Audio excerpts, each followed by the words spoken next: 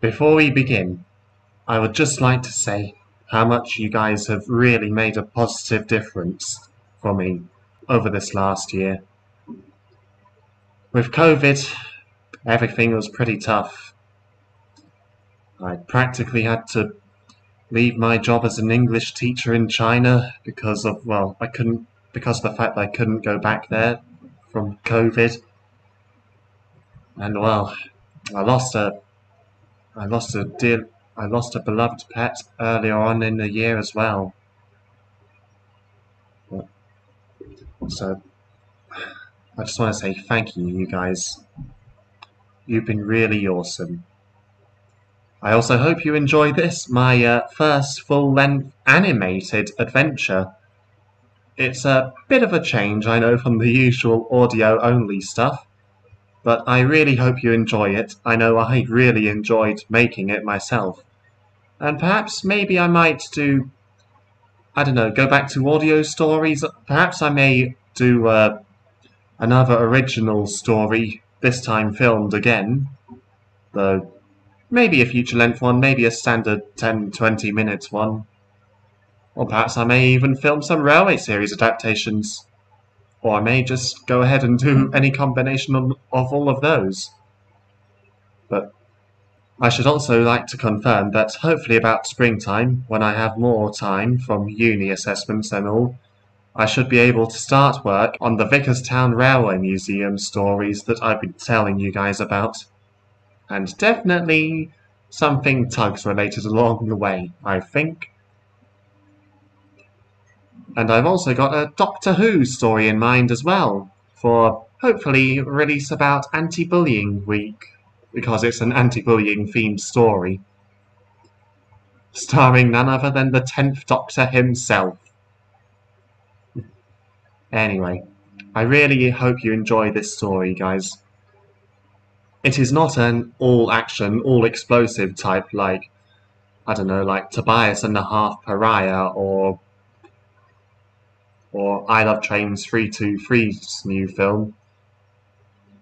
Or even like, well, Alfred 3.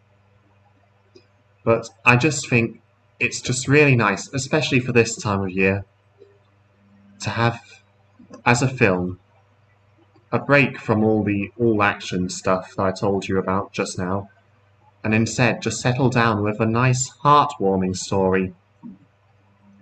I won't tell you who's the main character, but all I'll say to you guys is dry rails and good running, and Merry Christmas, everyone. I'm proud to present to you the final installment in my Christmas special service stories, Lost in the Snow.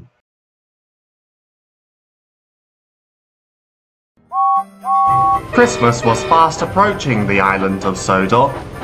It was a busy time for everyone, especially since snow had arrived on the island.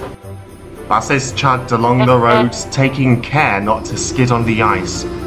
Farm machines were kept busy all day fetching food for the animals. All the engines worked hard, delivering people and goods to and from towns, villages and cities. With the snow came drifts, and with drifts came snowplows. Trains must get through, and so the Fat Controller arranged for all engines travelling out on the open lines to wear their snowplows. The only exception to this rule was Denise, who kept herself busy as the station pilot, and was often, when not working, found in the company of Diesel. Of course, most engines hate snow, and so they were unwilling to have to go out in such weather. Unless, of course, you were Donald and Douglas. Up and down the twins patrolled the lines, back to back with a van between their tenders and a snowplow on their front.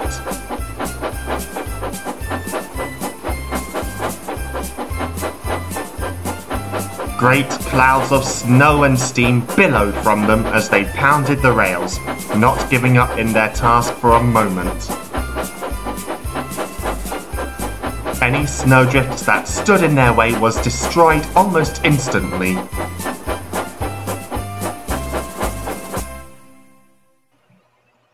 A lot of nonsense if you ask me, sniffed Gordon at Knapford one morning. Fancy choosing Thomas to pull a special train instead of a big strong engine like me. Well, no one asked you, Bear retorted. Just accept it, will you? At least you get to bring the mare. Oh, you're hardly one to talk, Bear, James sniffed. You get to bring the Christmas tree while I'm stuck with pulse trains. Look, I wasn't complaining. All I said was that we have our own jobs. We should just accept them, Bear groaned. Yes, well, that's all well and good coming from you, Bear, Gordon went on. But I am an important express engine, and important express engines like me deserve to get the most important jobs of all. They all paused when they heard a familiar pair of whistles. Och, hold your wheesht, will ya? Groaned Donald. Aye, agreed Douglas. 'Tis nae point making a muckle nuisance of yourselves. Well, I don't see what you two have to feel happy about, complained Gordon. All you do is just push snow off our line. That's hardly a job for a grand engine. Aye, well, you can keep yon mare, Christmas tree and Santa specials, canna they, Donald? Douglas stated. Okay, Dougie and me, we prefer nothing but snowplow duties, agreed Donald. Gordon wanted to protest, but knew that there would be no point in it. He had to admit that when it came to clearing snow, the Scottish twins were second to none. Meanwhile, Thomas was being prepared for the special. He looked splendid. The workmen polished him all over until he shone in the sunshine. Beside him, Annie and Clarabelle were blushing with pride. They were sorry that they weren't able to take part. Since they weren't corridor coaches, it would have been almost impossible for Lee, who was dressing up as Father Christmas, to travel between them, but they were happy for him. They watched as the workmen decorated 3 corridor coaches with tinsel, wreaths and lights. Everyone was merry and full of Christmas cheer. Well, well, well, purred Daisy from her berth. You do look nice, I suppose, though I still think those dear, dear children deserve a modern, up-to-date engine like myself. You're not exactly modern yourself anymore, Daisy, chuckled Thomas. Well, I'm not so old-fashioned as you steam engines anyway. I'd do the job just as well. Daisy blushed with humiliation. I'm not so sure, Thomas replied. Driver tells me there's a snowstorm coming. You're lighter than I am, and you may not stand up to the drifts as well. We all know what happened when I went to York, don't we? He reminded innocently. Yes, but I've not got stuck in snow as many times as you have, my dear Thomas, Daisy sniffed. All the same, you do well to take care and keep that snowplow on. Don't worry, I will, Thomas replied, rolling his eyes. Hey, Dougie. That Gordon, he cared nothing about what he says about clearing snow, Donald said to Douglas in the sheds at Tidmouth. Aye, Donald, agreed Douglas. I dinna ken what the other engines have to complain about. Nae gratitude some folk, eh? Do you remember, Donald asked, about yon winter when we first made our way here? Aye, yon Henry was like a peacock. Green coverings on, blue face, Douglas agreed. And when Thomas got that Christmas tree, the little blue Sassenach did us all proud. Come and set fires that, Donald finished. But he wasn't half blue all over, and nae just his paint. The twins laughed like anything. Eh, Dougie? Asked Donald. Aye, replied Douglas. We're always gonna be together, right? Aye. Promise? I promise, Donald. Together forever. This said, the twins smiled. They had been through a lot together, from their first working days to the modernisation of the other railway, and ever since their eventful first arrival on Sodor.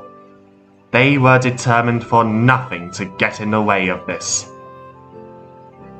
If Dougie and I were apart, he thought, I'd ne'er live with myself. Hey, Dougie, he said, what say we go to yon Christmas party together after our last snow run? Aye, Donald, Douglas replied. Let's. Sounds like a raw idea.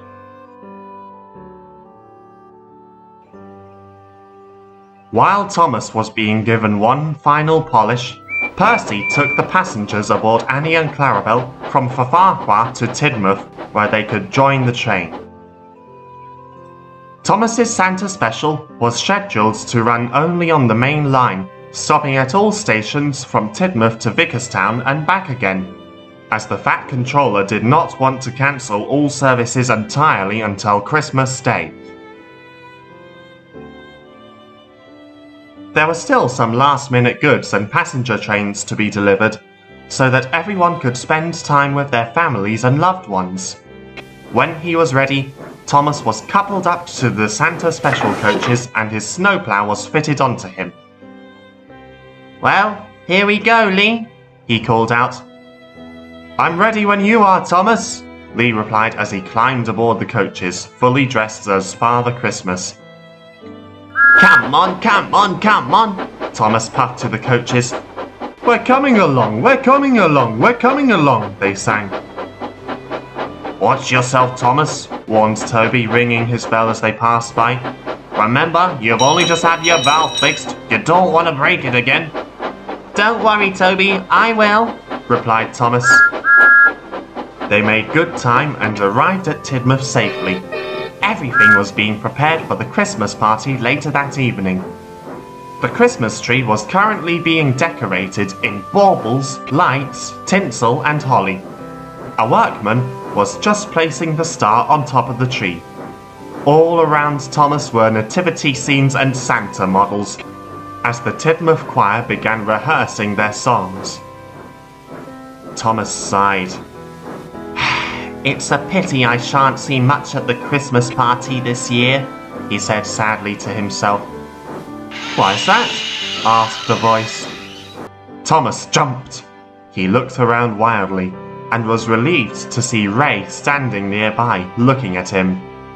Ray was dressed in a warm coat and had a sprig of mistletoe in his hand. Thomas realized it was intended for Lee. I've got to pick up some empty trucks for Mavis's quarry from the harbour on my branch line. Toby's bringing down the last of the stone trucks, and there's already a lot of room taken up with the icy waters delaying the ships and our trains. Worse yet, a load of medical supplies is due in from the mainland in the evening. All the harbours are frozen over except the one at Knapford, and there won't be any space there unless I move those trucks. I see, said Ray. Well, perhaps I can think of something. He turned and walked thoughtfully away towards the rear of the train. Thomas thought he saw Ray whisper something into Lee's ear. Then they climbed aboard the coach, closing the door behind them. A few seconds later, they came out again, both smiling with clear love and affection in their eyes. Keep warm, you, Lee said. Oh, I will. You just stay safe, Ray replied. He then kissed Lee on the cheek and walked away, a distinctive spring in his step. The Fat Controller strode out of his office towards Thomas. Ah, Thomas. Good to see you right on time and looking very smart, he smiled. Thank you, sir, Thomas beamed. I just thought I should tell you, it looks as though the heavy snow may be here earlier than expected, so don't be too late, the Fat Controller warned. Don't worry, sir, I shall be right on time, Thomas chuffed. When his passengers were all on board, Thomas set off. He had a good run towards Vickerstown. His head code read Special, the lines were kept clear for him, and he stopped at each station exactly on schedule. What a good run, what a good run, he smiled. Lee was enjoying himself too. He had always liked working with children and was considering training to become a teacher. The smiles he got from the children as he asked them what they wanted for Christmas and gave them all presents warmed his heart thoroughly. They passed Donald and Douglas at Cronk, just as the twins were heading slowly towards Alsborough on their last snowplow run, where they would store their snowplows in a siding, before joining in the party. "Your line's all clear, Thomas," the twins called out. "Thank you," Thomas called. He arrived at Vickerstown safely, and the passengers complimented him for a smooth ride. But on the way home, there was trouble. Steam engines have a valve gasket in them. It is used to prevent steam travelling from the piston into the valve from leaking out.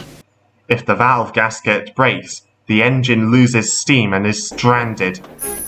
Thomas's valve had just been replaced following his capture of two homophobic passengers who had harmed Lee and Ray some months ago, but his gasket had not. Over time, it had become weak and brittle. As Thomas pulled out of Groveland's Gate and into the countryside, he heard a loud crack. "Ouch!" he cried.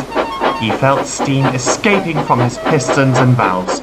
Bravely, he struggled on for as far as he could, but to no avail.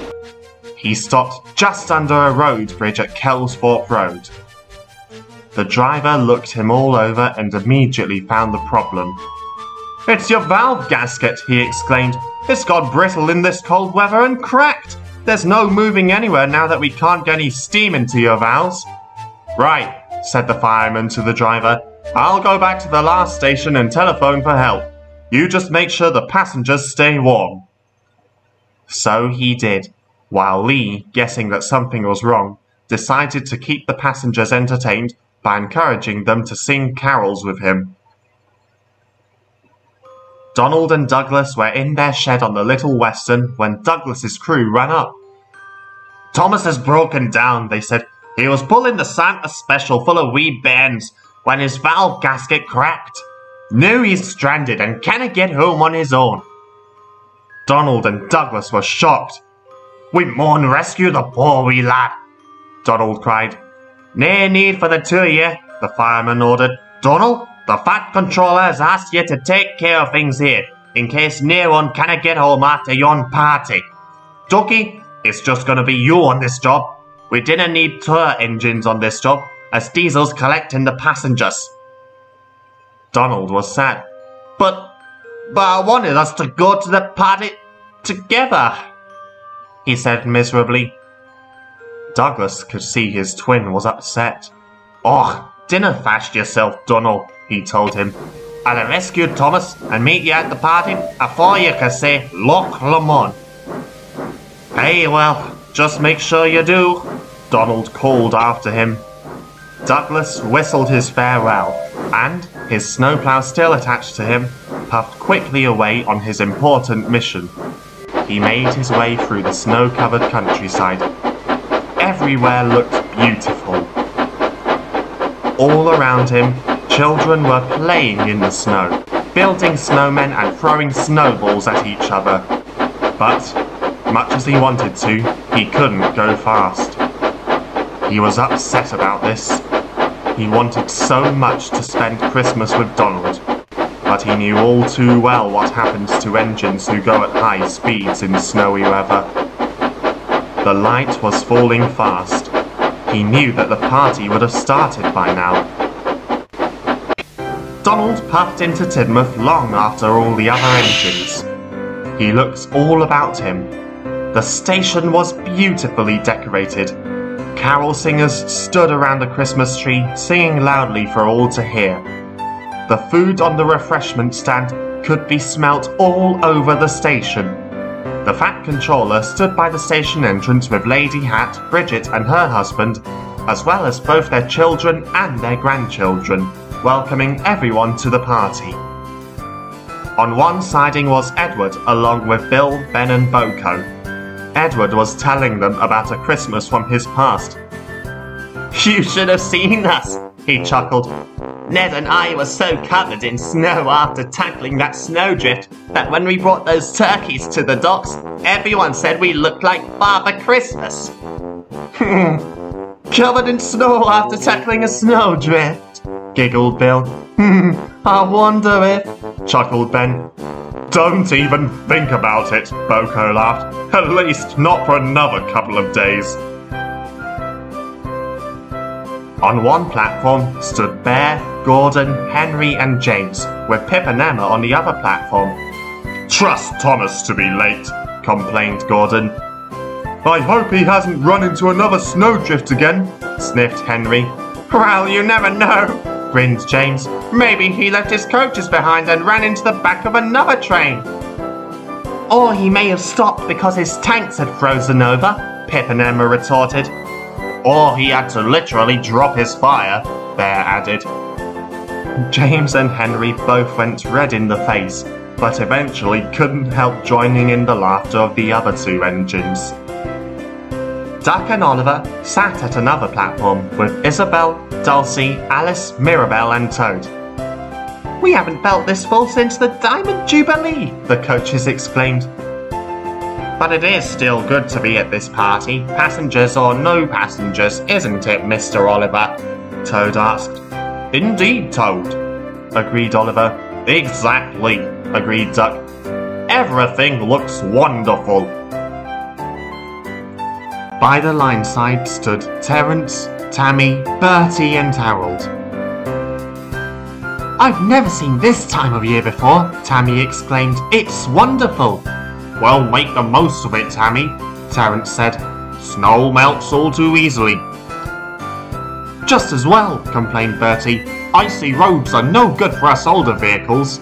Quite so, old chap. But it was jolly sporting of Trevor to be a backup generator for the hospital. At the platform on Donald's line stood Denise, Percy, Toby, Daisy and Mavis, along with Annie, Clarabelle, Henrietta, Victoria and Elsie. So after they dug Albert out of the snow, he never bragged about it again, said Victoria. Not surprising, agreed Henrietta and Elsie. That reminds us of what happened to Thomas one time, Annie added. I hope he's here soon, added Clarabelle.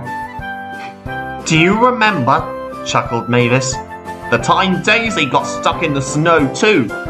Daisy was not impressed.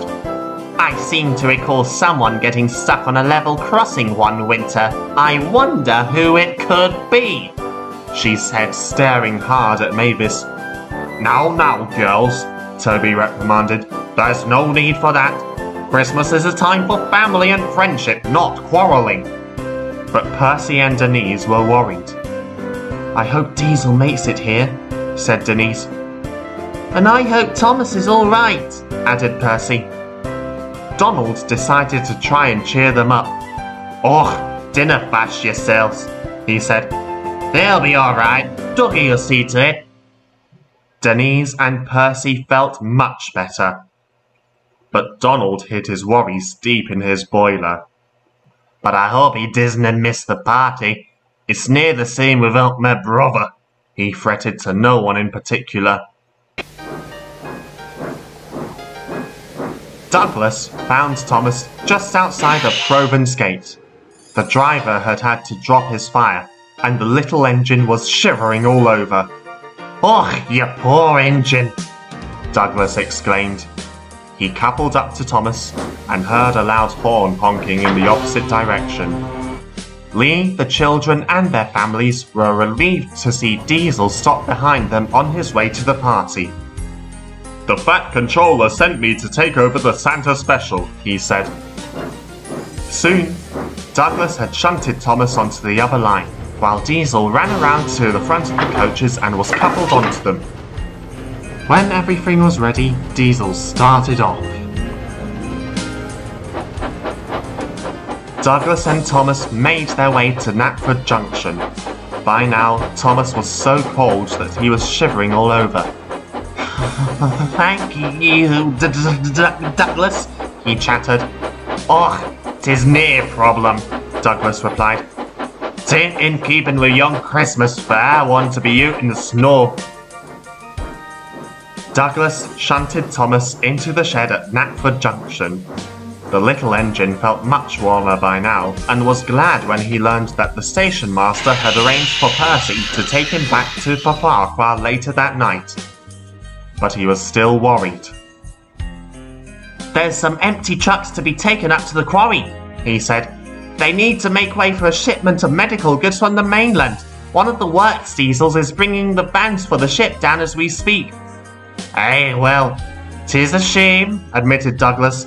"I was rather hoping I'd get to the party with Donald, but yon goods is more important new."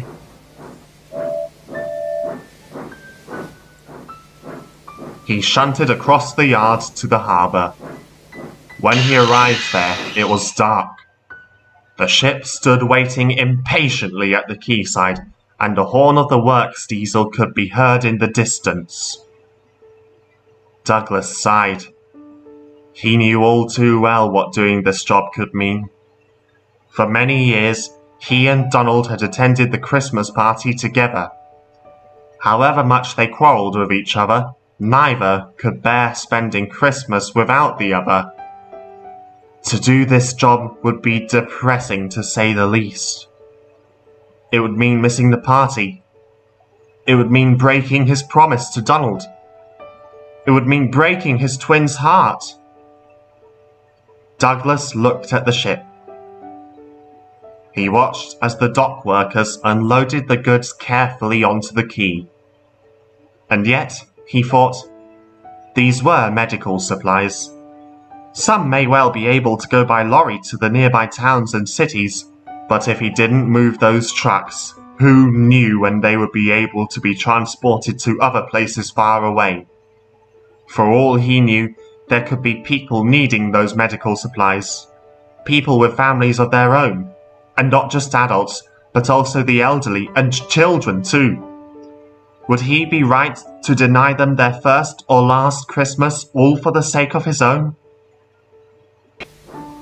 With a heavy heart, he ran around to the front of the train as his driver opened the regulator and backed down onto the trucks. The fireman coupled him up, the guard blew his whistle and shone his green lamp, and Douglas, his mind still on Donald and the party, puffed slowly away. There's still time, he thought. I may get to yon party yet, but I maun work fast.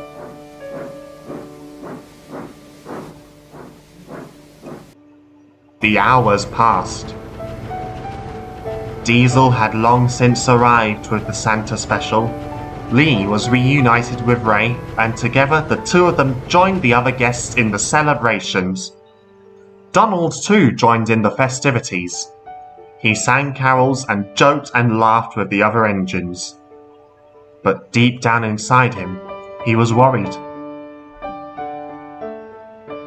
The party would be ending soon, and there was still no sign of Douglas. As the night wore on, the other engines slowly began to leave. Some left light engine, while others took the tired guests home. Lee and Ray left aboard Bertie, but not before stopping to whisper something in the Fat Controller's ear. A very good idea, he said. I shall see to it at once.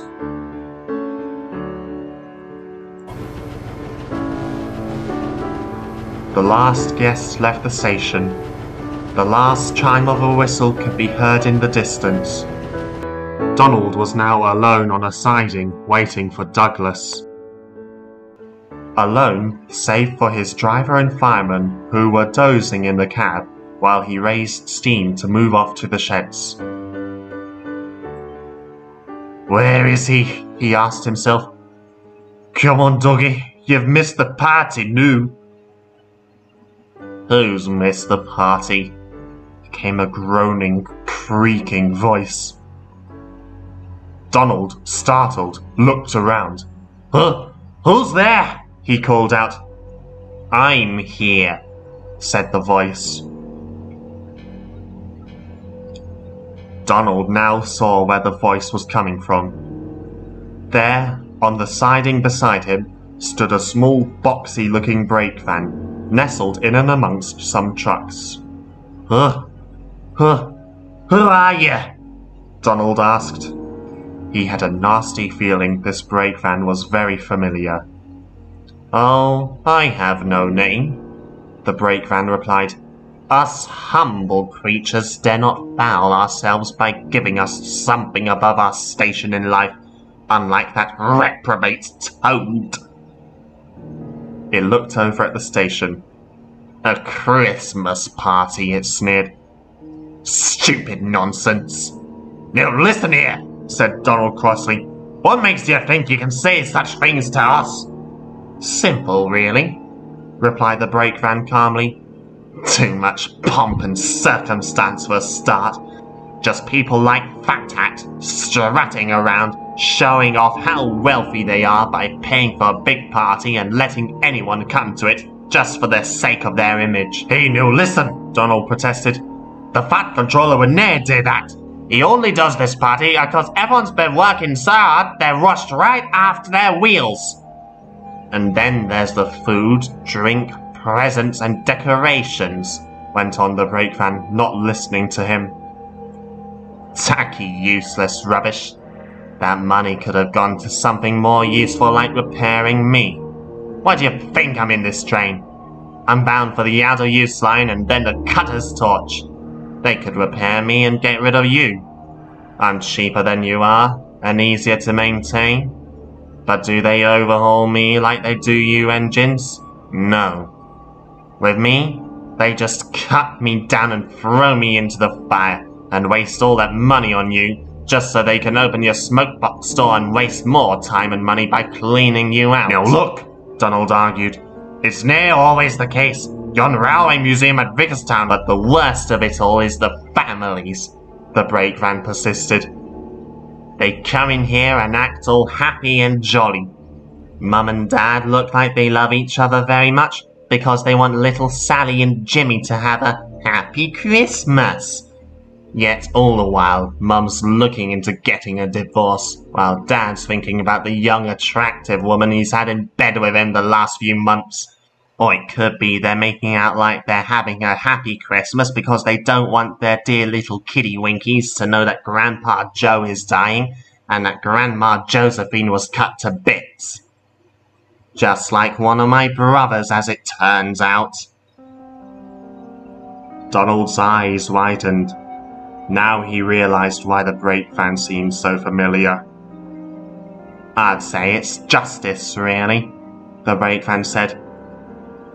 Your twin destroyed mine. Now you don't get to see him again. Donald flared up. Alright, now that's unreasonable, he protested. Dougie ne'er did that on purpose. 'Twas a complete accident. Besides, he was a wee beastie to us engines. He didn't know to deserve our respect. Yet still your twin destroyed him, said the brake van, a gleam of malice in its eyes. Do you know what it's like to lose your brother? Do you know how much it hurts? Do you know how much pain and torture and suffering you go through? And don't think that it gets any easier as the years go past either, because it doesn't. In fact, you know what? I would prefer to be scrapped than be preserved. At least it means I would get to see my brother again. Donald froze. A deep feeling of dread arose within him. The brake van paused before carrying on. I always spent Christmas with my brother, you see. We never did any partying, but we always enjoyed the rest, talking to each other and singing carols too. When your twin had him scrapped, he took all those memories I had of my brother and threw them all away. But that's not all. I overheard the yardmaster on the telephone. He said that your brother left a blue puffball at Knapford and puffed away with some trucks. My guess is, he's abandoned you. He can't bear the thought of being a killer in the company of his twin, and he's run off to some other line. Or perhaps he was doing a favour for someone else more important to you, and had an accident. Or perhaps he decided to do the decent thing for once and kill himself off a bridge or down a mine or somewhere. Donald struggled to fight back tears. Nay! Nay! He shouted. You're wrong! You're a meckle liar! Why deny it? Asked the brake van. When your tears show that you know it to be true. Donald looked at the brake van. It stared coldly back at him, yet had a wicked grin across its face. I hope you never see your brother again. You've ruined everything for me and my brother when you arrived. It's only fitting that everything is the same for you. Good riddance to him and to you." And with that, he spat on Donald's face and fell silent once more.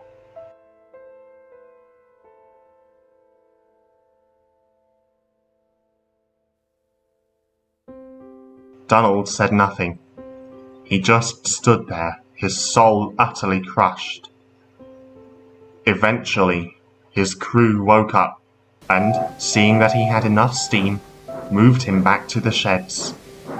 Once there, he simmered down as they swept out his ashpan and rubbed him all over. They didn't know what had been said between him and the brake van.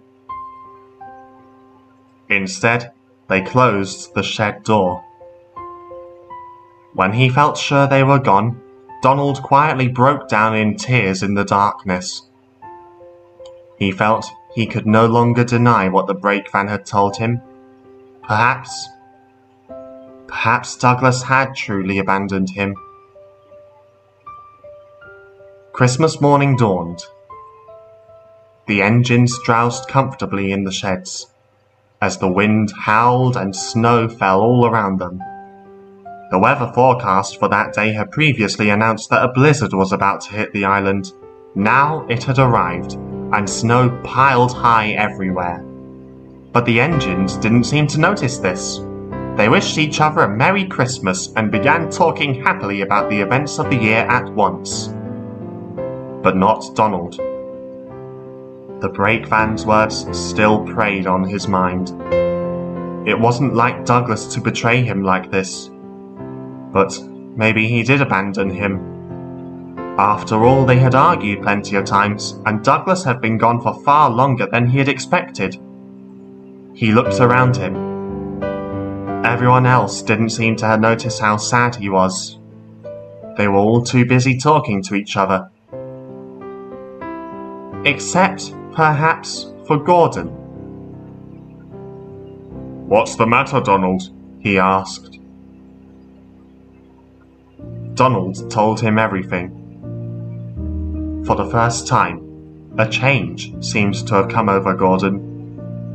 He didn't dismiss him by calling him a silly little engine. Instead, he listened patiently, an expression of concern on his face.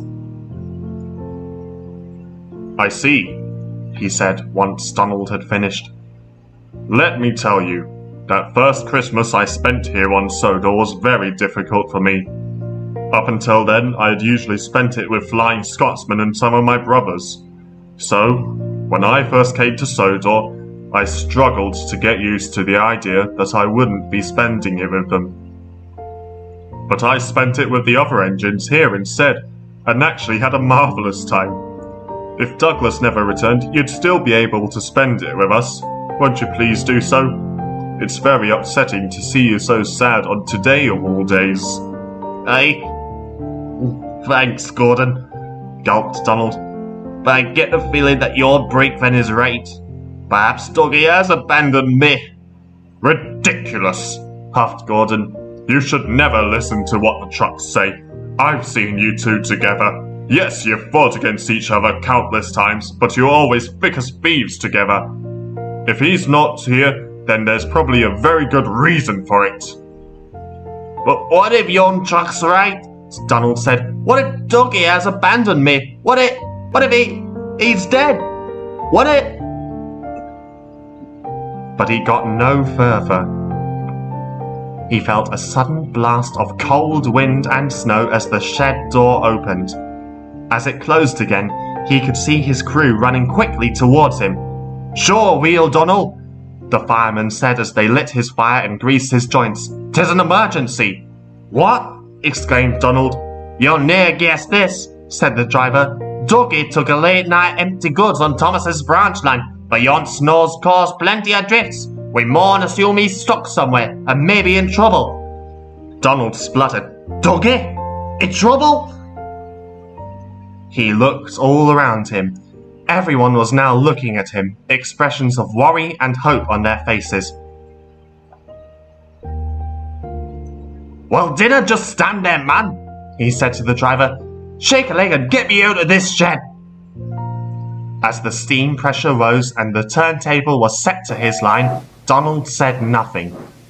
But as he was coupled up to the breakdown train and the workmen, having been rustled up by the fat controller, climbed aboard the coach, Donald called out to the heavens, "I'm coming for you, Dougie!" He was fitted to his snowplow, and then, his boiler warm and steam flowing from his pistons, he set off bravely into the snow. He was coupled up to the breakdown train, and, with a brave toot of his whistle, and wheeshing steam loudly, he disappeared into the blizzard.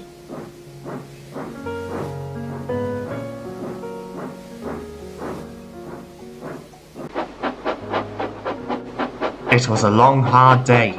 Donald wanted to go faster, but knew it was too dangerous to do so.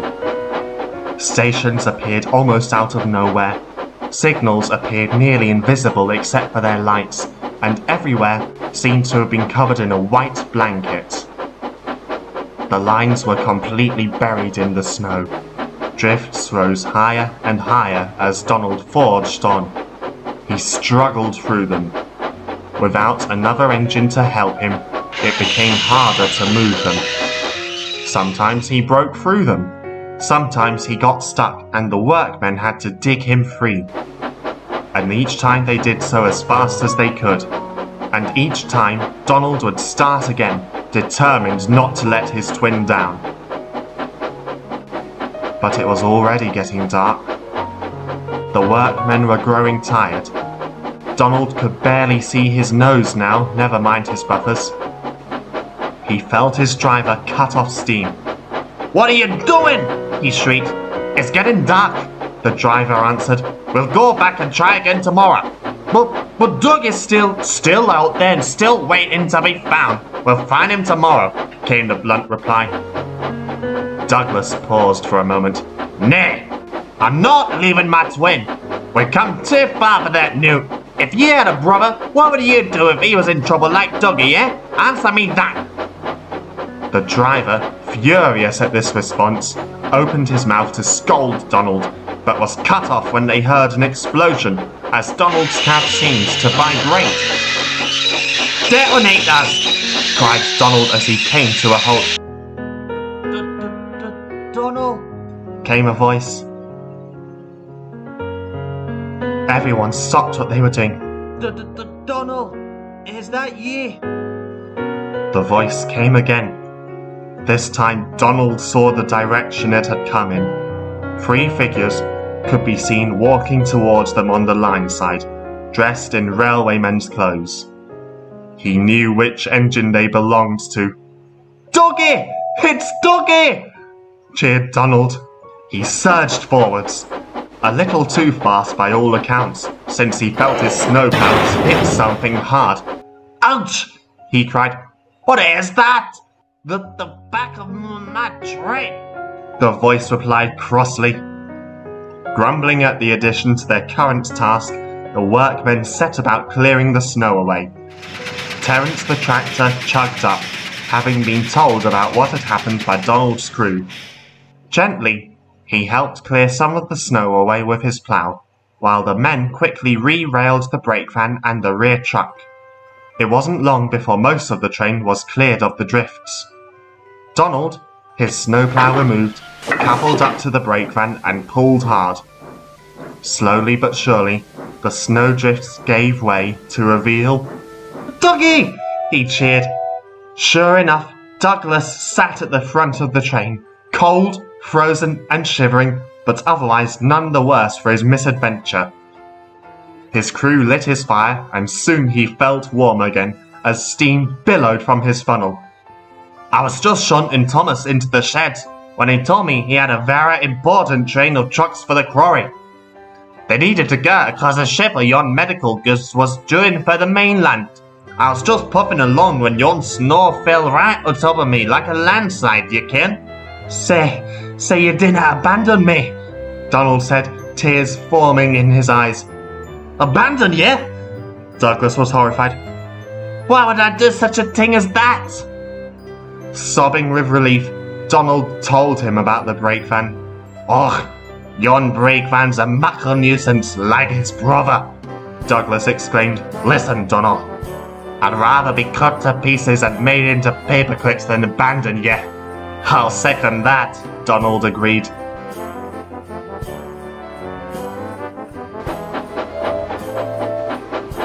They made their way up towards the quarry and then set off home.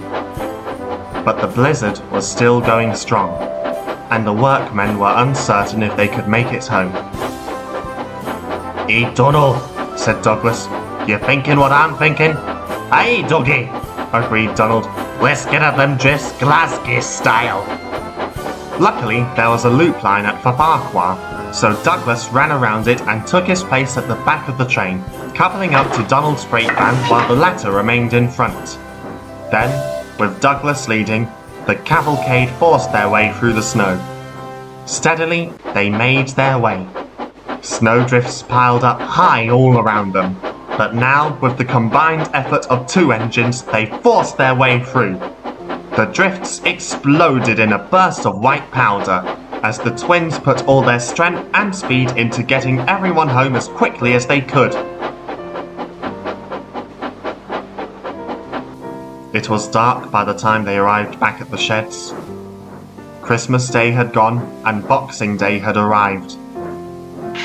The twins backed down silently into their berths, and were so tired that they fell asleep almost at once.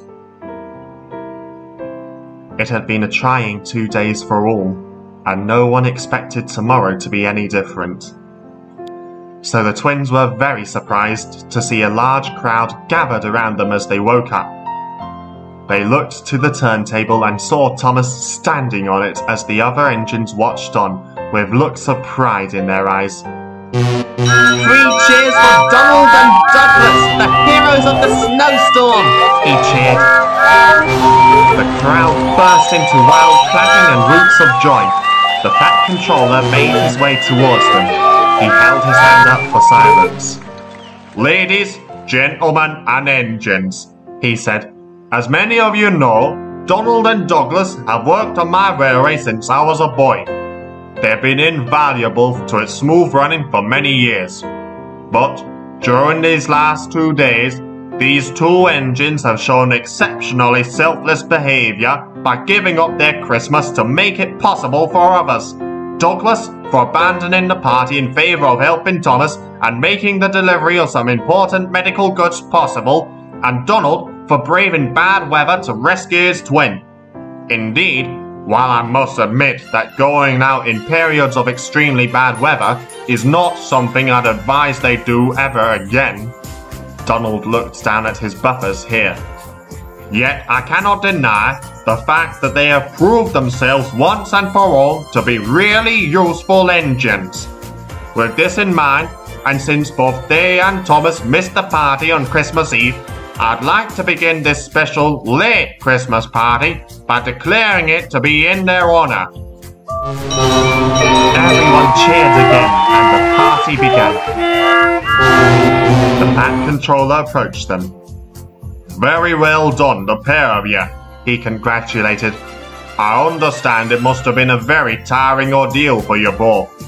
As a result, you will both be repainted at the works, and then you can have a good rest all week. Thank you, sir, the twins chorused. But sir, Donald asked, what about yon brake van? And he told him what the brake van had said. Oh, laughed the Fat Controller. You don't have to worry about that old brake van, Donald. I've no intention of scrapping it. It's far too rare and valuable for that. That line of trucks was bound for the Vickerstown Railway Museum for their rolling stock display.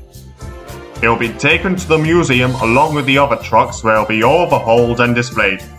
Besides, I've heard that particular brake van actually wants to be scrapped, and especially after how it treated you, I do not intend to give it the satisfaction.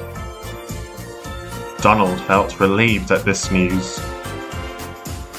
A little later, he whispered something to Douglas.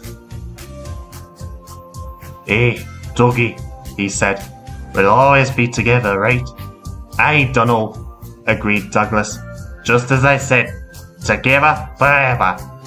Happy Christmas, Donald. Happy Christmas, Dougie.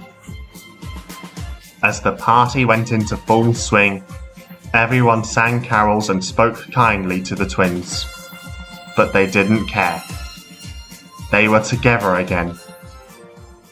And that, I think you'll agree, was how it was always meant to be. Happy Christmas, everyone. How do you capture the wind on the water?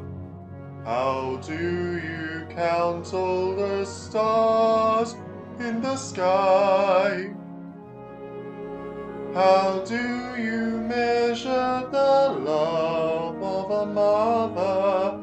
Or how can you write down a baby's first cry?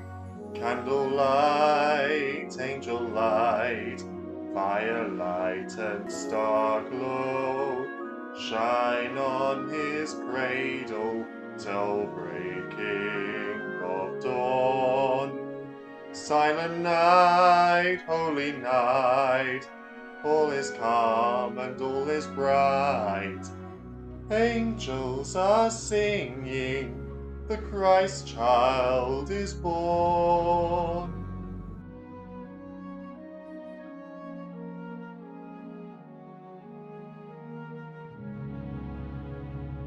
Shepherds and wise men will kneel and adore him.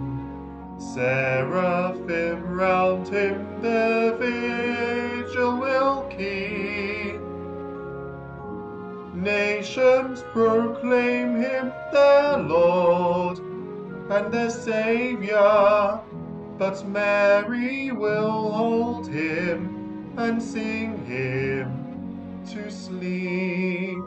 Candlelight, angel light, firelight and star glow, shine on his cradle till breaking of dawn. Gloria, Gloria, in excelsis Deo. Angels are singing, the Christ child is born. Find him at Bethlehem laid in a manger, Christ our Redeemer asleep in the hay. Godhead incarnate and hope of salvation, a child with his mother, that first Christmas day. Candlelight, angel light, firelight and star glow, shine on his cradle till breaking of dawn. Gloria, Gloria, in excelsis Deo. Angels are singing, the Christ child is born.